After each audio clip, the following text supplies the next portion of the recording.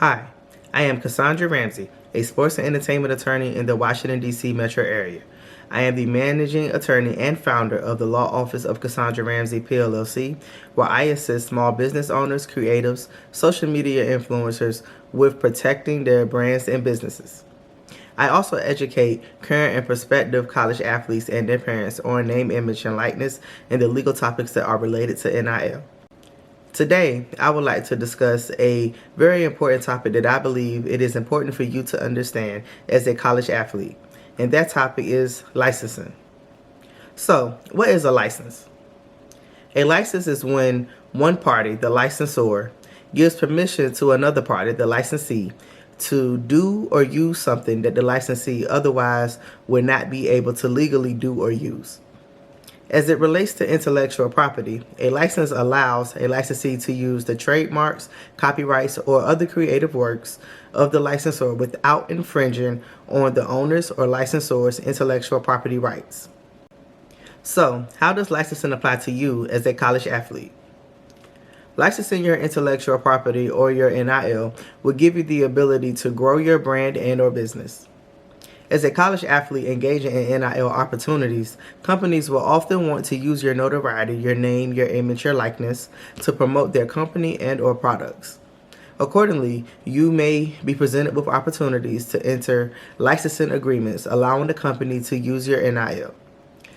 What is a licensing agreement? When giving a licensee a license to use your NIL or intellectual property, you will want to be sure that the agreement is in a written contract called a licensing agreement. A licensing agreement basically gives the other party permission to use your intellectual property or name, image, and likeness in a way that is specified in the agreement. The document should state all the important aspects of the deal, such as contract term, what deliverables can be expected of all parties involved in the contract. The agreement should also clearly state whether the licensing agreement is exclusive or non-exclusive. So this means that the agreement should state whether or not you will have the ability to license your NIL intellectual property to another similar company that maybe has a similar service or has some similar products or not.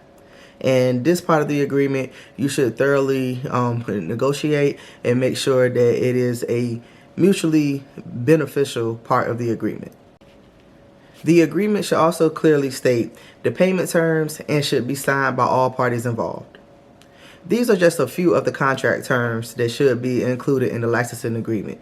Each deal is unique and would include contract terms that are not mentioned here today.